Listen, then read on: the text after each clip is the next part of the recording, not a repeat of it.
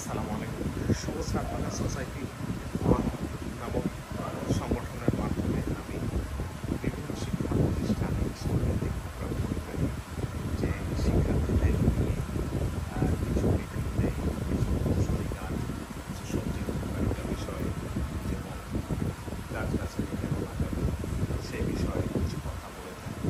শিক্ষকদের কর্তব্য বলে থাকি যে আপনারা মাসে অন্তত এই শিক্ষার্থীদের কিছু সবুজ ঔষধি গাছের উপকারিতা নিয়ে কথা বলবেন। তাদের একাডেমিক শিক্ষার পাশাপাশি স্বাস্থ্য দিকটাও একটু বিবেচনা করা উচিত এবং তাদেরকে এই ধরনের কথাগুলো বক্তব্য শেষে বিনামূল্যে কিছু ওষুধি গাছ, কিছু ফলজ, কিছু ঘরে লাগানো গাছগুলি, যেমন ইনডোর প্লান্ট, যার যেটা প্রয়োজন, যে যেখানে বসবাস করে, যেমন তাদের বাড়ি যদি কিছু জায়গা থাকে সেখানে ফল গাছ লাগাতে পারে, সেই ফল গাছ দিতে পারবে। আর যাদের প্লান্ট বাড়িতে থাকে তারা ইনডোর প্ল্যানে কিছু গাছ নিয়ে থাকে।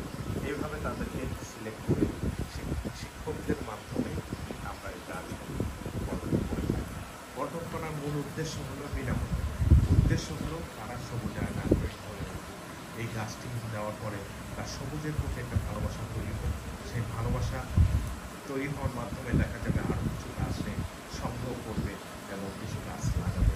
এইভাবে সে সবুজায়নে আগ্রহী হয়ে উঠবে এবং সবুজ পৃথিবী গড়ে তুলতে হবে। না হলে ভবিষ্যৎ প্রজন্মকে বাঁচানো